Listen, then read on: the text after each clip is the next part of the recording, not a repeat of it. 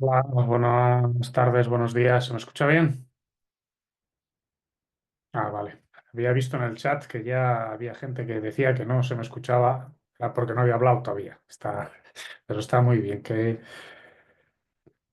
me lo digáis. Vale, ¿qué tal todo?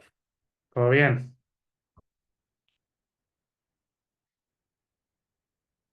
Todo bien.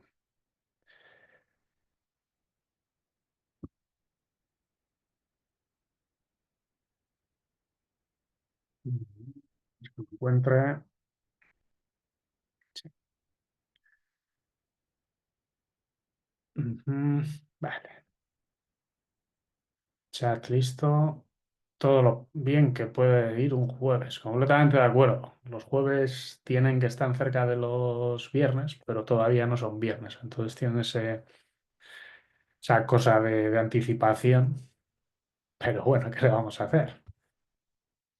Podría ser lunes también. Buenas tardes Buenas tardes. o, Buenos bu- o- o días buenos jueves. o buenos jueves, efectivamente. Aquí hay algunos jueves que los llamamos juernes, que son estos jueves que luego el viernes igual es fiesta o algo de eso. Y claro, pues son jueves pero con sabor a viernes. Pues hoy no es uno de ellos. Así que nos toca, pues eso, seguir un poco con seguridad web, como estábamos viendo. Nos quedamos, si no recuerdo mal, si recuerdo mal me decís, oye, digo, ¿recuerdas mal? Nos quedamos más o menos en autenticación web. Vimos la clase anterior, hicimos un resumen de la actividad 2. Vamos a dedicar ahora igual 10 minutillos de ponernos un poquito, hacer un poquito de catch up de cómo vamos con esa actividad 2. Y seguimos con autenticación dentro de seguridad web. Habíamos visto, si mal no recuerdo, la autenticación más clásica, la autenticación basic, con ejemplos, con curl, para ver cómo se gestionaba. Y habíamos visto también la digest, que solventa varias de las problemáticas que tenía la BASIC. Básicamente, valga la redundancia, el hecho de no tener ningún tipo de mecanismo adicional y entonces nos podían robar ese token que era en plano la verificación, añadiendo pues el nonce y ciertos parámetros adicionales. Antes de entrar en materia, ¿cómo vamos con la actividad 2? La semana pasada dedicamos bastante tiempo de la clase para ver bueno, pues, las herramientas que se tocaban. Había hecho yo una recopilación un tanto predictiva de cuáles podían ser los errores que os podían salir. No he recibido ninguna otra problemática a través de tutores o a través del foro. Así que entiendo Buenas. que va más o menos bien. Buenas, sí. Ah, sí, sí, es sobre el tema de la práctica. Si puse en el foro Ah, vale. una Pues consulta, entonces, es ujú. verdad que la puse ayer, que a lo mejor la Si puse lo ayer por la pusiste tarde, ayer, no te voy a mentir, no lo vi. me lo imagino. A mí lo que me surge, vamos, después de cacharrear y bueno, resolver sí que cosas de las que estuvimos hablando en la anterior clase, pero conseguí ejecutar el diagnóstico, que hiciera el diagnóstico y fue bien y demás. Bueno, fue bien. El resultado que arroja son muchas menos, o sea, arroja un resultado con muy pocas vulnerabilidades Vulnerabilidades. críticas y altas. De hecho, son dos críticas, tres altas y todas las demás son de medio, medium. No sé si, y bueno, y viendo en el foro que había más gente que le ha pasado algo parecido, no sé si estamos haciendo algo mal o no estoy sabiendo interpretar a lo mejor el resultado.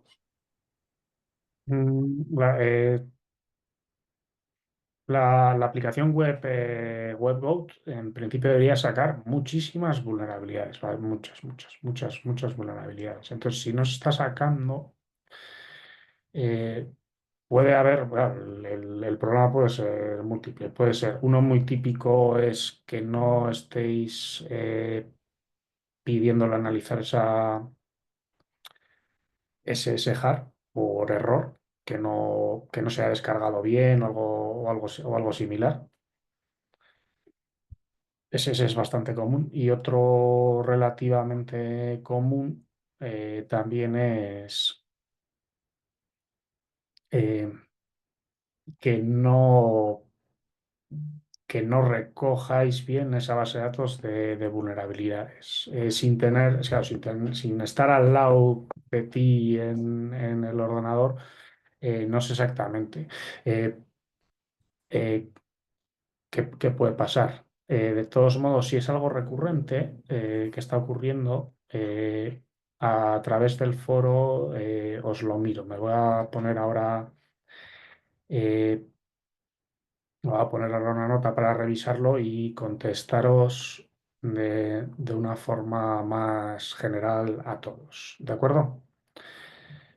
Por lo que veo, están comentando ahora mismo en el chat de que le muestra muy pocas vulnerabilidades. También habría que ver cuánto creéis que son muy pocas, que igual están. O sea, yo tengo dos críticas, tres altas, luego hay luego hay como unas 15, 16 de medium y luego las otras hay muchas, pero no tienen calificación no tienen establecida la criticidad. Vale, eh, bien. Ponme por el foro un pantallazo concreto del comando y la estructura de carpetas para ver si es alguno de esos problemas y, bueno, lo tratamos de replicar. De hecho, yo en el informe que tenía analizado tenía más o menos unas cuantas. Puede haber algo también de que sea dependiente puede haber, no lo sé claro. Puede haber algo que sea igual dependiente de la versión que se utilice, de dependency check, incluso puede, aquí ya estoy suponiendo que igual de la versión de Java. Pero en principio sí deberías de sacar bueno, bastantes high o critical y más o menos debería analizar 30 40 dependencias y sacar bastantes vulnerabilidades del orden de 90 100. Buenos días. Si me permiten ahí hacer un comentario, nada más es Sí, en el mensaje que les manda el programa que ejecutan para ver las vulnerabilidades, ahí hay unos mensajes que dicen de los assemblies que no pueden analizar. En la medida que ustedes instalen el .NET, tienen que ver qué versión es la que les funciona para que pueda hacerle ese análisis. El mensaje de salida, cuando lo ejecutan, debe ser limpio, no debe tener ningún mensaje que no pueda analizar los assemblies de las bases de datos que están ahí dentro. Entonces, por ahí va a estar el error y con eso van a poder resolver el problema de pocas vulnerabilidades. gracias por tu aportación. En principio sí hay problemas desde el punto de vista de assembly y en la práctica se puede utilizar también el flag.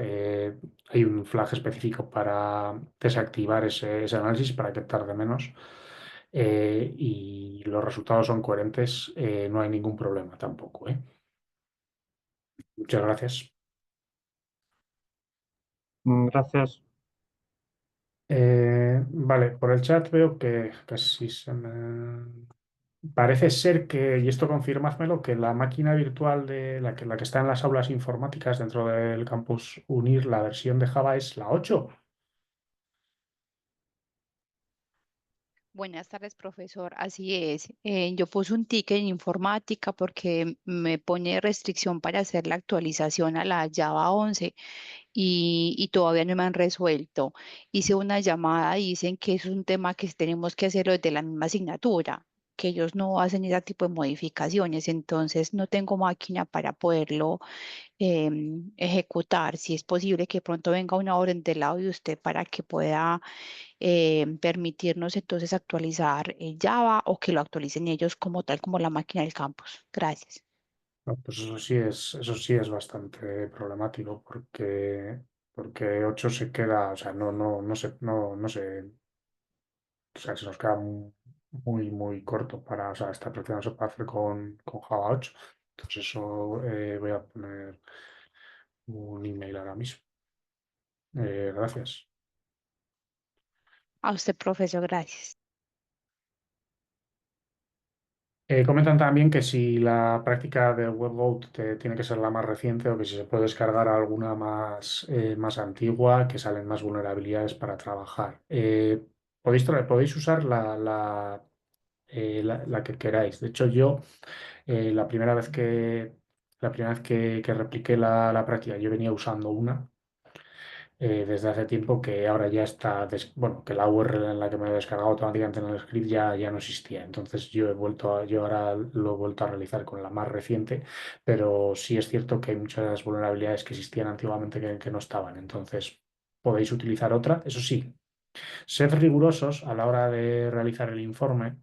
Y esto va para todas las actividades. Rigurosos desde un punto de vista de que tiene que ser replicable, es decir, que alguien leyéndose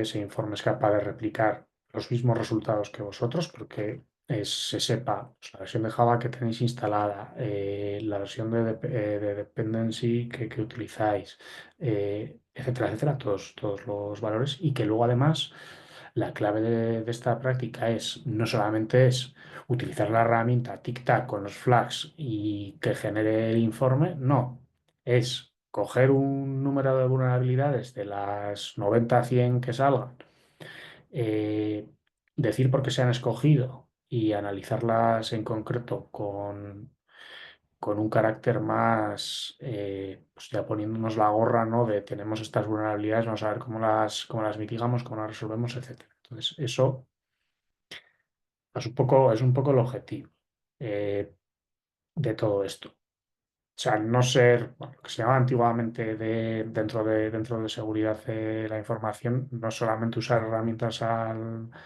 tuntún, entre comillas, utilizando los comandos de los tutoriales y tal, sin saber realmente lo que estamos haciendo por detrás, sino ver que sirven para una cosa, para qué sirve y luego saber analizar los resultados y tratar de darles pues, un valor real, ¿no? Porque eso es lo que es en un futuro, teniendo pues la capacitación de seguridad web en este caso, es lo que nos vamos a encontrar en el mundo más profesional, en el que tenemos que ver, vale, hacemos una auditoría de una página web, de un servicio web, de una empresa, vemos que tienen ciertas vulnerabilidades. Vamos a ver que algunas vulnerabilidades son muy importantes. Vamos a ver que la empresa igual no tiene el presupuesto, no tiene los recursos como para poder parchear todas, entonces tenemos que tomar decisiones. Entonces, pues, se trata un poco de hacer ese viaje a partir de esta pequeña práctica para que seáis capaces. Sí, vale. Interesante lo de la versión de Java. Veo que más o menos a bastante gente le están saliendo las mismas vulnerabilidades que es, bueno, bueno, al menos las que me salen a mí, que son 93. O sea, se repite. 93, 92, más o menos es lo habitual con las versiones de Java normales. De todos modos, si por lo que sea no sois capaces, o sea, no es un problema de que no estéis analizando el webgoat bien o no se os haya descargado bien o cosas similares. Si sois muy verbose en el informe, como tenéis que ser, eh, ponéis ponéis absolutamente todas las versiones que tenéis y bueno, podéis hasta añadir, y creo que me están sacando pocas porque esta versión es antigua o cosas así. Y con eso lidiamos también. ¿De acuerdo?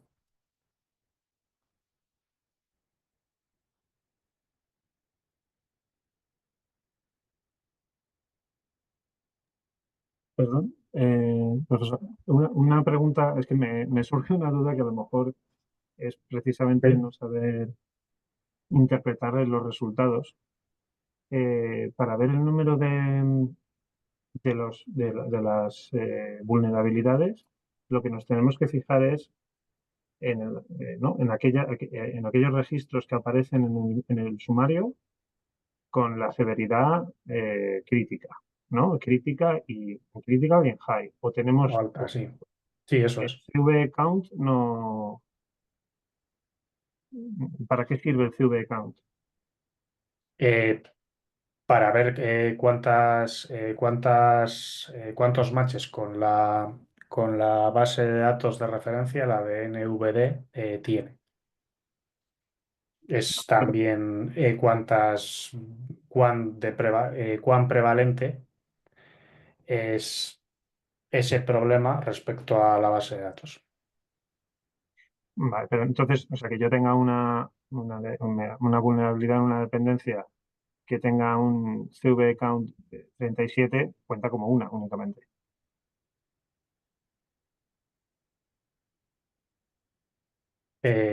Debería contar como una, sí, como una, como una vulnerabilidad. Ok, eso es.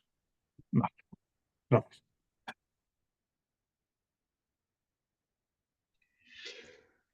Hola, buenos días, Ok, profesor.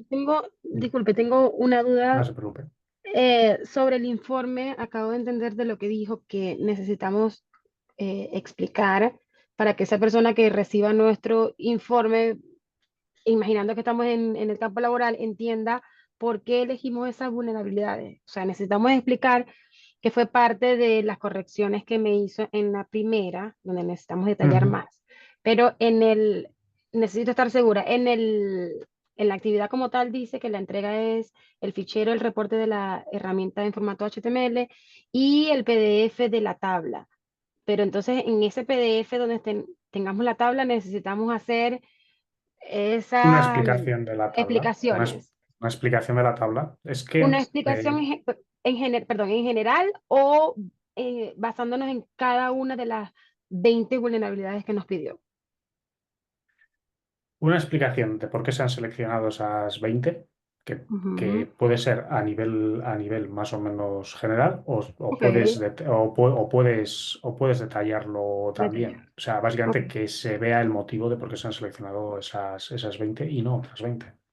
ok, gracias. Sí, al final parte de la justificación de la selección tiene que ver con esas explicaciones adicionales. Porque parte del análisis de seguridad tiene mucho que ver con esas cosas que parece que son intuitivas, pero que igual no lo son tanto. Pues Sí, eso claro, hay sucede que que no... gastar un poquito Ajá, más de tiempo para que esas cosas que cuando lo seleccionamos nos lo tenemos en la cabeza y nos parece más o menos directo, pues por poner un ejemplo, para que la misma persona dentro de 10 años, cuando hizo ese análisis y la empresa, por ejemplo, decidió no solucionar todas, para que sepa esa misma persona, oye, ¿yo por qué elegí estas y no otras? sí, sí, entiendo el punto, está perfecto. Sucede que en otra asignatura tuvimos un tema precisamente con el entregable, con la memoria, como les llaman ustedes, de que solo necesitamos entregar una tabla y nada más, que teníamos que limitarlo y de hecho lo resaltaron en el foro, entonces por eso quería tenerlo claro, pero de mi parte ya quedó claro. Muchas gracias. Vale, muchas gracias.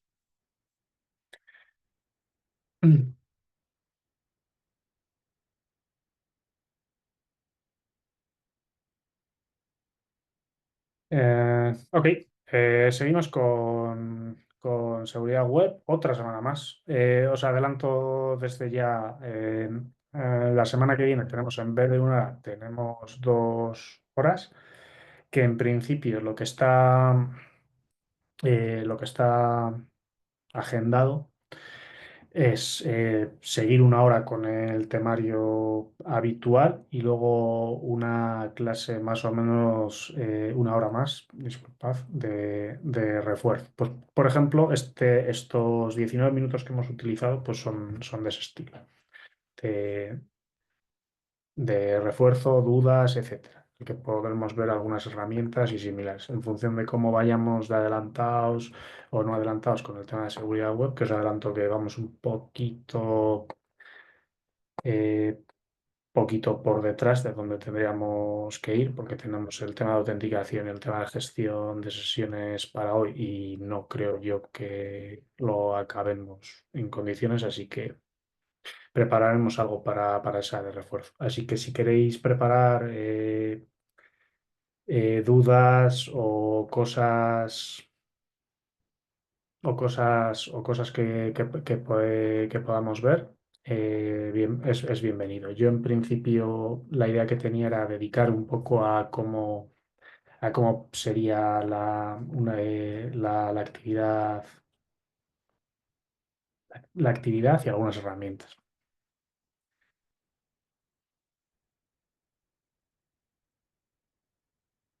Bien, si recordamos, habíamos empezado con autenticación web. Habíamos visto la autenticación básica, que, bueno, como por recordar, HTTP de serie no tiene estado. Al no tener estado, cuando nosotros hacemos login de alguna de las múltiples maneras que hay dentro de lo que es la petición HTTP, tenemos que pasarle algo que nos identifique.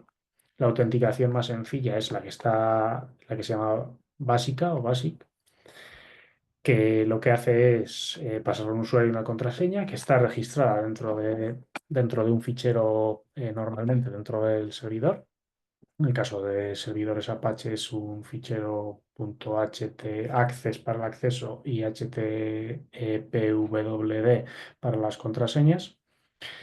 Y entonces accedemos pues con la URL y si no le ponemos nada más, intentamos acceder a un recurso en el que no, en el que haga falta esa elevación de privilegios que en la que sea necesario de autorizarse, nos sacará un formulario.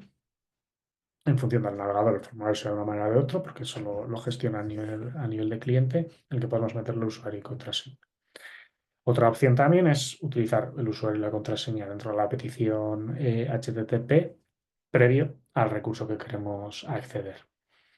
Vemos que si es la primera vez que nos autenticamos, lo que nos va a responder, eso lo vimos con CUR, nos va a responder con un token de autorización, que ese token de autorización es en esencia el usuario y contraseña codificado, que no cifrado, en base 64. Los problemas que veíamos para esa autenticación básica es que cualquier persona que esté escuchando esa conversación y suponiendo que estamos en un entorno HTTP sin SSL, sin esa S, cualquiera puede recoger esa autorización, que no es más que un token, un hash, un digest, perdón, un base 64, se puede descodificar y sacará usuario, dos puntos, contraseña.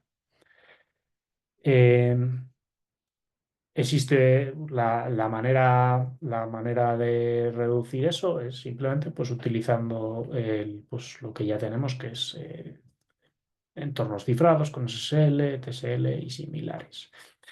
Hay otra autenticación también bastante utilizada, aunque cada vez menos, que es la de Digest. Digest en esencia intenta solucionar ese problema que tiene la autenticación HTTP básica, no enviando la contraseña, claro. Y lo que hace es, en vez de eso, pues calcula una respuesta que ya no va a ser la autorización codificada en base 64, sino lo que hace es genera un digest, de ahí el nombre, utilizando el algoritmo para el digest es el MD5 y añade a eso, además de lo que es la autorización, le añade otros valores. El valor más importante desde un punto de vista de seguridad es el del nonce, que básicamente es un string que genera el cliente y entonces, si alguien lo está escuchando, no va a generar ese mismo nonce, porque es un reto criptográfico que tiene que resolver el cliente. Y además, bueno, le puede añadir otras cosas, le puede añadir detalles acerca de la aplicación, le puede añadir el contador de peticiones, le puede añadir un montón de cosas. ¿Qué problemas tiene? Bueno, señalasteis ya el otro día que tenía varios problemas. Uno de los problemas es que el propio algoritmo que se utiliza para generar ese digest de toda la conjunción, de usuario, contraseña y estos valores adicionales, pues que es el algoritmo MD5 que en sí mismo está roto. Roto en el sentido de que se sabe que existen colisiones. Entonces alguien podría simplemente tratar de hacer una especie de fuerza bruta con esas colisiones y al final, eventualmente, pues igual tenía suerte. Conceptualmente, eh, es bastante más robusto que el BASIC, bastante más robusto. Tenemos ese componente de nonce que ya no lo hace dependiente ni tan sensible a ataques desde el exterior, a gente que esté escuchando, en esencia. Pero está bastante obsoleto por el problema que tiene de MD5. Y bueno, pues porque la verdad es que han surgido pues cosas adicionales que lo suplen bastante. Aquí podemos, en esta transparencia, tenemos un ejemplo en el que tenemos un usuario, bueno, del Rey León, Mufasa, con una contraseña del ciclo de la vida y veríamos cómo sería un get en ese sentido. Vemos que el nonce es algo que se genera dentro del cliente, por lo tanto, suponemos que es algo que únicamente puede generar ese cliente. Vemos que quiere acceder a una URL dentro del servidor y vemos que le añade otros valores. Vemos que al añadir ese usuario con ese digest, el servidor responde que OK.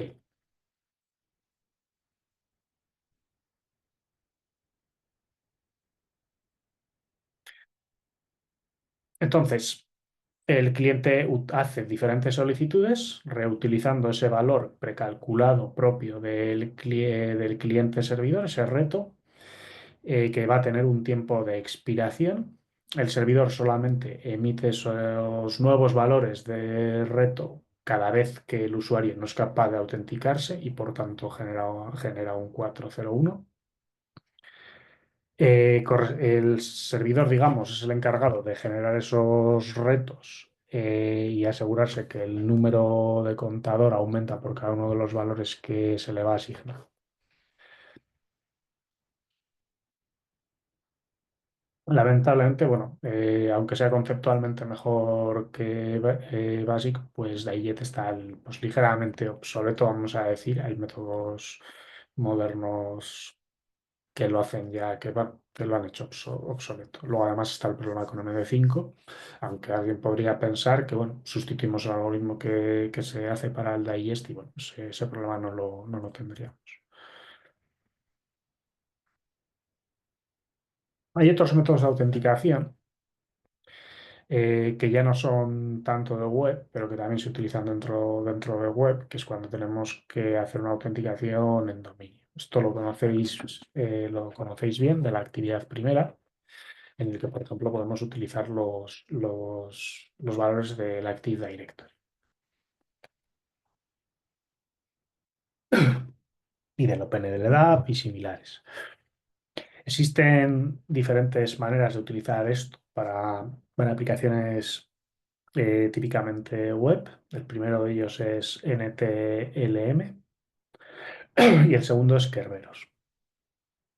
Es más que para servidores web que estén disponibles de forma pública para el resto de gente, sí que es cierto que esto se utiliza más para servidores web más internos, para servidores web dentro de una empresa, de intranet y similares.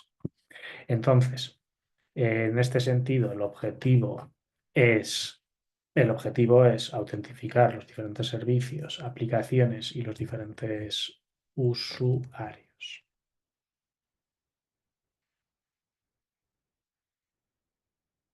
A ver.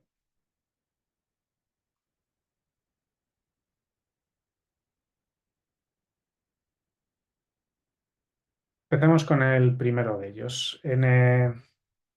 Autenticar, ¿no?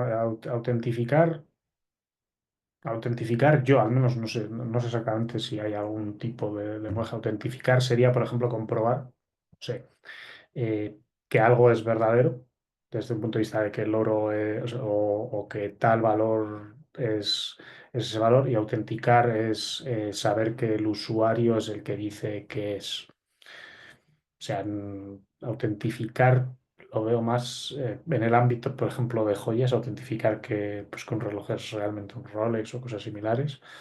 Y, y lo más parecido en el entorno de seguridad lo veo más que sería pues verificar la integridad de algo, verificar que es íntegro, que nadie lo haya manipulado. Y autenticar es comprobar la identidad. Sí.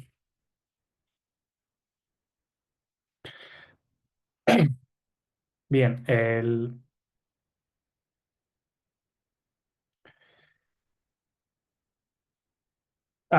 comenta también Luis que si un Central Authentication Service entraría aquí. Eh, sí, pero también puede entrar en algo un poquito diferente. Eh, por ejemplo, si estamos hablando de OAuth y similares, o un SSO, básicamente, de Google, eso tiene componentes que la hacen diferentes, que ya no son tan de dominio. Así que podría, pero lo normal es que esté en otra categoría. De hecho, veremos a continuación, más adelante, este tipo de autenticaciones que a día de hoy son relativamente prevalentes y ubicuas, basadas en OAuth y en OpenID, que son, bueno, a día de hoy de las más habituales, de hecho. Vale, pero volviendo a lo que estamos viendo. NTLM es un método de autenticación que es muy, muy típico, es típico de entornos Windows, es difícil verlo fuera de él. El funcionamiento es relativamente sencillo, lo que hace es un hash de la contraseña, como otros tantos mecanismos de autenticación.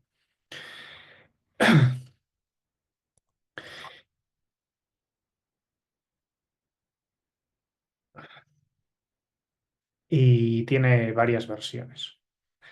Eh, Aquí en esta transparencia que se está mostrando, lo que podemos ver es cómo funciona. Si el cliente emite una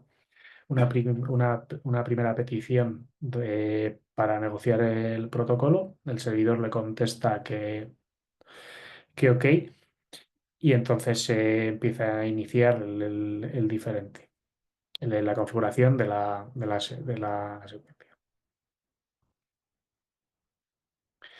Eh, La versión 1 de NTLM está rotísima, rotísima. eh, y la 2 es ligeramente más segura, pero también tiene sus problemas. Tiene los problemas de que es relativamente sensible a ataques que utilicen una cache de hashes, o una cache también de diferentes credenciales de usuario que hayan iniciado una sesión previamente. Al ser un método que utiliza un hash sin mecanismos adicionales, como puede ser un salt, si alguien almacena todos esos hashes, se pueden hacer ataques de cache. Otro problema que puede tener es el volcado de credenciales de los usuarios que se hayan autenticados y almacenados en la memoria del proceso, y pueden incluir también usuarios de dominio y similares. Además, bueno, pues cualquier atacante también podría ver esa negociación y entonces hacer un mal indemnidad. Entonces, mediante el uso de esas diferentes caches, se puede hacer una recolección de los diferentes retos que se mandan entre cliente y servidor y ese atacante podría hacer ataques de reutilización, ataques de repetición en el que se vayan mandando diferentes challenges y similares. Eh, Existe un método de autenticación que utiliza un sistema bastante común a día de hoy, que es el de los tickets y autenticación mutua. Este protocolo, el protocolo Kerberos, es un protocolo muy, muy seguro si se implementa bien. La idea es la siguiente. Se basa en la premisa de que un usuario no se autentica respecto al servicio en sí mismo, sino que al servicio en sí mismo, la aplicación en sí mismo, sino que lo que vamos a disponer es de un servidor que gestione esas autenticaciones. Entonces, tenemos una primera petición a ese servidor de autenticaciones en el que, si todo va bien, va a recibir un ticket y con ese ticket es con el que el usuario va luego a la aplicación. De esa manera, al centralizarlo en el servidor de autenticaciones y tener este sistema de tickets, lo que hacemos es reducir la exposición de contraseñas, pues porque no viajan más allá del, del servidor de autenticaciones y facilita una autenticación en la que se delegan responsabilidades entre aplicación, autenticación y similares. Existen, no obstante, algunos ataques a los que puede ser susceptible. Uno consiste en conseguir ese hash de usuario para solicitar ese ticket respecto al Authentication Server. Existe otro que es pasar ese ticket, que una vez interceptamos esa petición de un ticket para ser capaces de ir a la aplicación, el atacante secuestra ese ticket de usuario y lo utiliza, lo puede utilizar para obtener un ticket adicional, en el caso de que el ticket que obtenga sea de ese estilo, o puede utilizar un ticket pues, para acceder ya directamente a un servicio o a un recurso. Luego hay ataques, bueno, específicos hacia Kerberos, que lo que buscan es craquear contraseñas débiles que existan dentro de ese espacio de dominio, eh, y ser capaces de cifrar esos tickets TGS para ser capaces de enviarlos sin necesidad de pasar por el Authentication Service. Aquí depende mucho de las políticas de seguridad que tengamos implantadas dentro de nuestro sistema de Active Directory. Y como recomendaciones, pues sí que existen ciertas buenas prácticas, vamos a llamarlas, para limitar la exposición, vamos a limitarla de estos ataques. Como norma general, tener esa preautenticación respecto al Authentication Server habilitada, simplemente porque es un paso más en el que los usuarios tienen que autenticarse y por tanto eso solo ya reduce la exposición, porque digamos que no, sin entrar a añadir nuevos factores de autenticación, añadimos un paso más y por lo tanto una complicación más para posibles atacantes. Una rotación periódica, tanto de contraseñas como de roles y similares, y seguir siempre, y aquí igual soy un poco pesado, pero seguir siempre el principio del mínimo privilegio posible, para que si en caso de exponer alguna cuenta, que esa cuenta pues no tenga privilegios de más y sea todo mucho más difícil.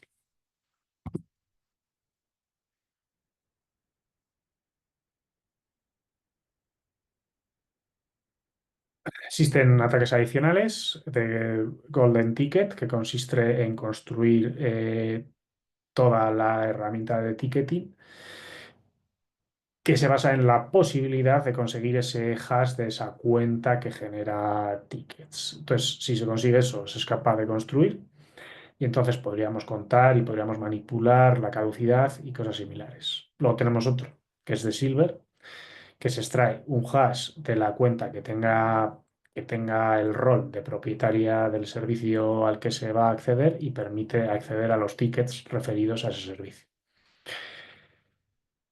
Y luego hay una que es analizar dentro de los diferentes usuarios cuáles, por lo que sea, no te requieren de esa preautenticación. Entonces, recordad las recomendaciones, hablábamos de preautenticación habilitada para todo el mundo, rotación periódica entre los diferentes servicios y siempre los mismos privilegios.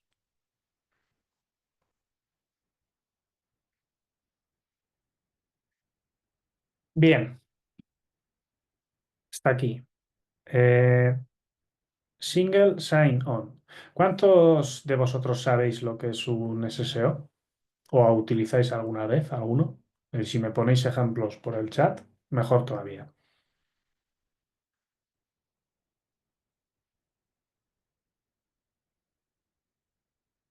Con la misma clave entro a varios servicios.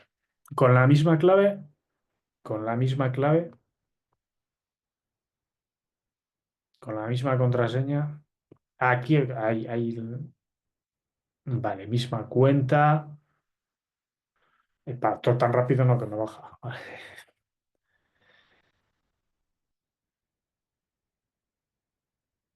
Vale.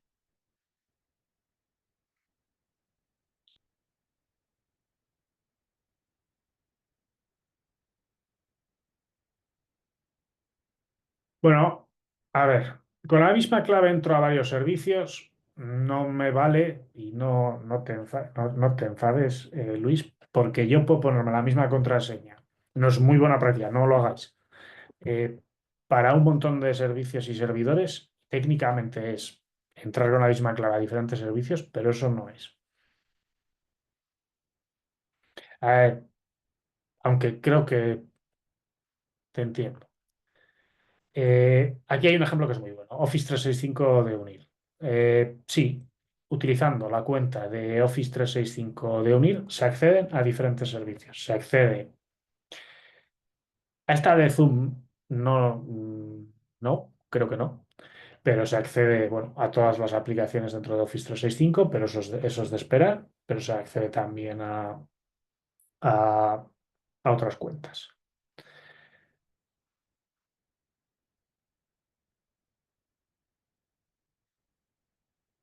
OpenID y OAuth no son exactamente single sign-on, pero se usan para single sign-on. Autenticación con tarjetas inteligentes, doble factor de autenticación, son cosas que puede tener el single sign-on o puede no tenerlas, que están bien, porque más factores de autenticación, más complicado es, mejor.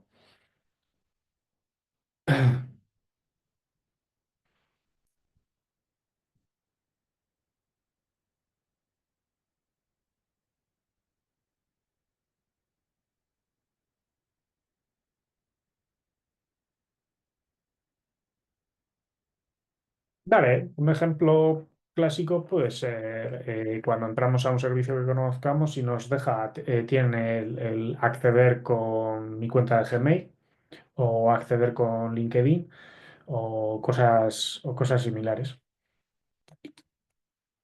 ¿Cuántos de vosotros, por ejemplo, en vez de un servicio nuevo, en vez de crearos una cuenta con vuestro correo electrónico, decís, utiliza mi cuenta de Google Pasto? ¿Lo utilizáis eso? Porque eso es un ejemplo de single sign-on, más allá, más allá más allá del entorno profesional, un entorno más.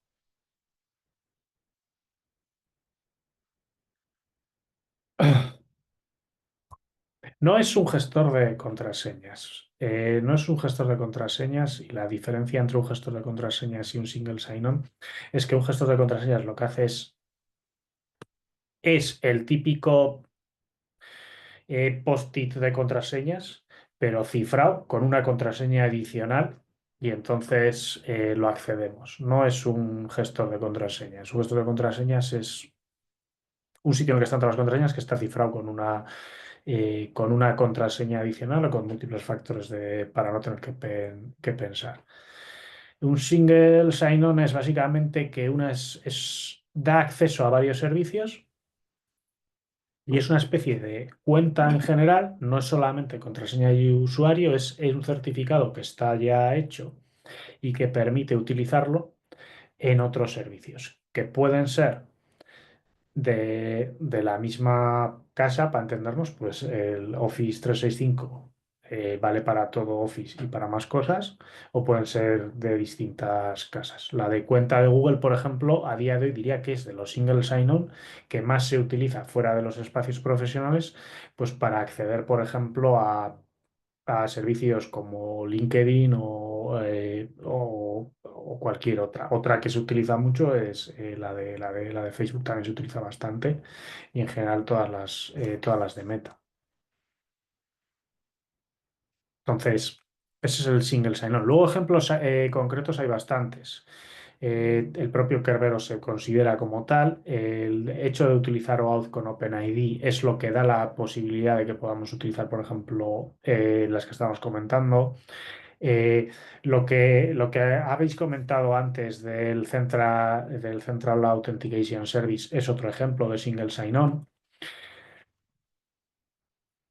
Y en general, ¿nos da la impresión de que se está atendiendo cada vez más a eso?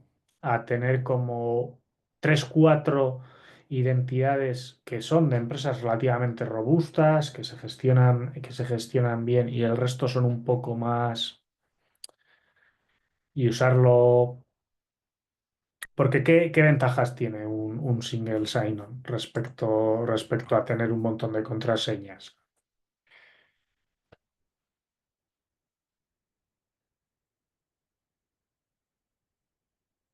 Es comodidad, desde luego. La comodidad está claro. Está más centralizado. Si el organismo que emite esa autenticación, esa certificación, es relativamente robusto, pues te da incluso hasta más seguridad que tener tú un montón de contraseñas que no te acuerdas, que si le tienes que dar a recordar contraseña cada poco. Hombre, vale.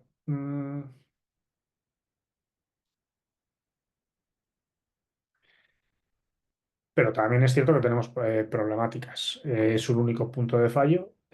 Por ejemplo, si existe un ciberataque o cosas similares a una de estas entidades a una de estas empresas que gestiona un montón de identidades que se utilizan en un montón de servicios, pues ¿qué va a pasar? Pues que ya no es que no puedas acceder a Google, es que no puedes acceder a todo en lo que utilices eh, tu identidad de Google. Entonces, tiene sus problemas. Se utiliza un montón. Y además, el desarrollo que ha tenido, si lo comparamos un poco con lo que tiene sentido de evolución histórica, pues tiene bastante sentido. Al final, el que más servicios va aglutinando, ya sea porque desarrollan los servicios o porque los compran, pues al final, para no volverse locos, pues generan esto y se pueden acceder en principio a los servicios de los suyos. Luego el que más ubicuo sea, etcétera. Luego a la vez tenemos, eh, tenemos pues ciertos mecanismos que habilitan hacer esto bien, como OpenID. Alguien ha comentado Windows Hello. Windows Hello es muy, muy interesante porque Windows Hello va un poquito más allá, porque no es un sistema de autenticación normal, es un sistema de autenticación que es biométrica, que está incluido desde Windows 10 y que permite iniciar sesión de forma segura solamente mediante reconocimiento facial, huella dactilar y PIN seguro. Es bastante más rápido que una contraseña tradicional, más seguro. Es compatible además con FIDO2, con lo cual permite inicio sin contraseña.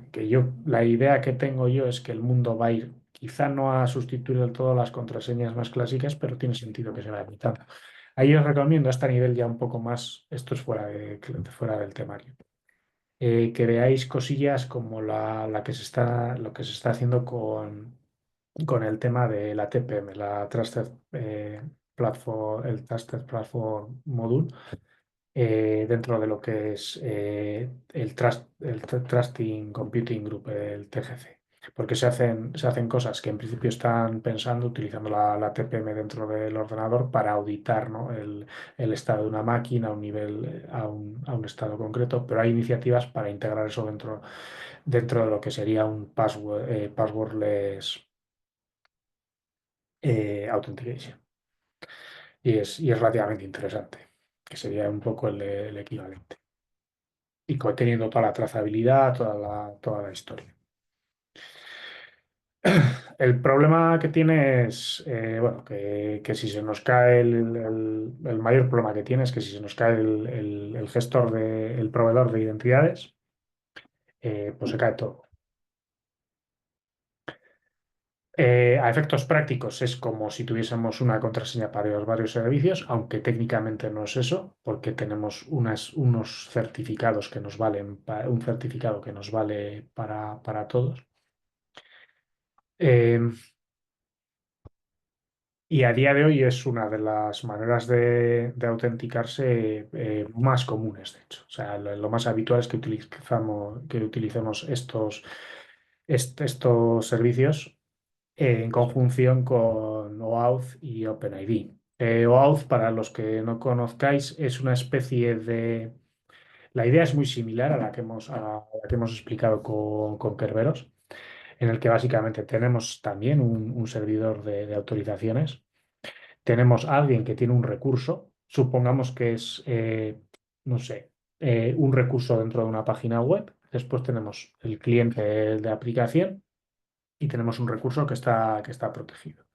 Básicamente, ese Authentication Server va a tener conocimiento de que existe alguien con un recurso. eh, y entonces el cliente lo que va a hacer es le pide a ese acceder, le da un código de autorización con el que ese cliente después puede ir al Authorization Service y le da la autorización o no le da la autorización.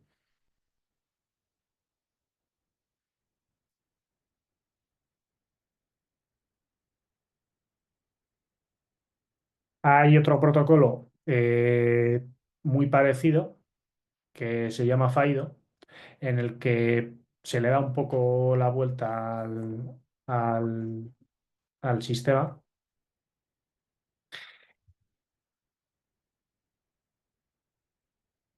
que también se utiliza bastante, bastante. FIDO viene de Fast Identity Online, es también un estándar. La idea es, no tiene por qué utilizar, no hay por qué utilizar contraseñas, aunque luego se utilicen dentro del Authorization Service. Utiliza lo que es criptografía de clave pública. Hay una clave privada segura que se guarda en el dispositivo, que nunca se comparte, y una clave pública se registra en el servidor, que sería análogo al Authorization Service. Y la autenticación se hace simplemente con un sistema de challenge response. El servidor, tú le pides algo, el servidor te va a enviar un desafío que solo se puede resolver con tu clave privada local, garantizando que solamente tú tengas acceso. Hay diferentes tipos de estándares de FIDO. FIDO 2 es el más actual, el que tenéis que yo creo que conocer. Eh, El que utilizan los navegadores en particular sería el WebAuth. Y luego, volviendo un poco al comentario de Windows Hello, eh, existe un protocolo ZTAP, que es un protocolo que se utiliza entre el navegador y el autenticador, que lo utilizan herramientas tipo Windows Hello.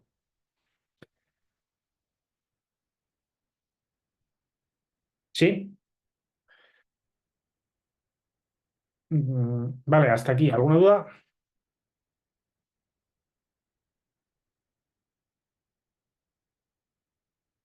¿Conocíais OAuth?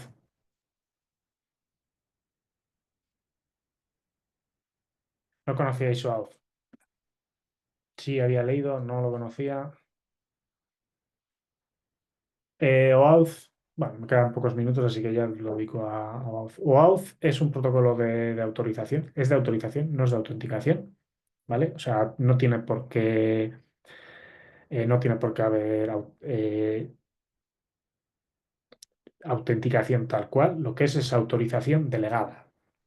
O sea, no tiene por qué haber una necesidad de compartir la contraseña. De hecho, cuando se usa dentro de sistemas de autenticación, esto digamos que es un complemento. Eh, lo típico es que esto se utiliza, por ejemplo, que imagináis que tenéis una aplicación en el móvil que quiere acceder a tus fotos, tenéis un móvil en Android y las fotos en Android están hechas y están vinculadas con vuestra cuenta de Google, lógicamente. Entonces, si una aplicación quiere acceder a tus fotos de Google, en vez de pedir la contraseña de Google o la autorización completa de Google, lo que hace es redirigir a Google. Google es el Authorization Service. Tú lo autorizas, que es cuando te sale es cuando te sale, que también ahora también te salen aplicaciones de tipo de esto. En plan, ¿quieres darle permiso de no sé qué? Le dices que sí. Y entonces en la app, pues recibe un token. Y ese token es el que genera el Authorization Service. Eh, tienes el resource owner, que es el que serías tú, porque son tuyas las fotos. Tienes el cliente, que sería, pues, yo que sé, una aplicación yo que sé, para meterle unos filtros ahí para tu cara, para que seas ahí todo guapísimo, lo que sea. Luego tienes el Authorization Service, que sería donde el usuario inicia sesión, la cuenta de Google. Y luego tienes el Resource Service, que es una API que contiene pues, las fotos. Pues sería Google Pictures o lo similar. Entonces, el flujo típico, epa, que la lío. El flujo típico es la app redirige al usuario a la verificación de Google, el usuario inicia sesión, le da permiso, el servidor de autorización redirige de vuelta a la aplicación con ese código de autorización que le ha dado, la app utiliza ese código para pedir ese access token, refresca y entonces ya accede a las fotos. Es súper, súper, súper utilizado OAuth. Ejemplos de uso como este estilo, cualquier tipo de los inicios de sesión que hemos estado hablando antes, los inicios de sesión que se hacen con Google, Facebook, Twitter, Office 365 son de ese estilo. Aplicaciones que acceden a tu correo, contactos, calendario, aplicaciones móviles que se sincronizan con datos que haya en servicios online. Todo. Todo el tema de GitHub también, que tenga acceso de no sé dónde. Se utiliza un montón y es una manera muy, muy elegante de solucionar el tema de las relaciones entre aplicaciones. Eh, Inicialmente se usaba más igual en tema de dispositivos móviles por la complejidad de los permisos y todo esto, pero a día de hoy los entornos de escritorio son en esencia muy, muy parecidos y existen las mismas problemáticas, son muy parecidos a los entornos móviles, pues se utiliza un montón. Sí, pues hasta aquí porque, bueno, en 3 minutos tampoco vamos a dar JWT. ¿Alguna duda?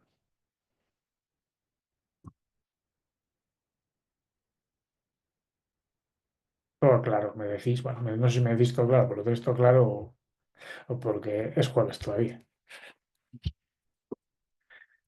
Todo claro. Vale, os he insistido bastante en OAuth porque a día de hoy está en todo. Entonces, entender bien el flujo es importante a la hora de cualquier tipo de aplicaciones, pues cualquier aplicación que hagáis que sea un poco fuera del ámbito más intranet o lo que sea, va a tener algún tipo de conexión con cuentas más o menos de ese estilo. Vale, bueno, me he apuntado ya, me apunto el tema El tema del Java, que no sé, que no sé si se puede, no, espero que se pueda hacer algo porque con ese Java 8 mal. Y mira a ver lo del WebAuth ese, que si está todo más o menos bien, tampoco me preocuparía exagerado. Tened en cuenta que lo habitual van a ser sobre las 90 vulnerabilidades y entonces si os sale eso, más o menos vais bien. ¿Vale? Vale, pues muchísimas gracias por vuestro tiempo, vuestra atención. Y nos vemos la semana que viene. La semana que viene me vais a tener que aguantar una hora adicional, así que ya pido disculpas con anterioridad. Luego.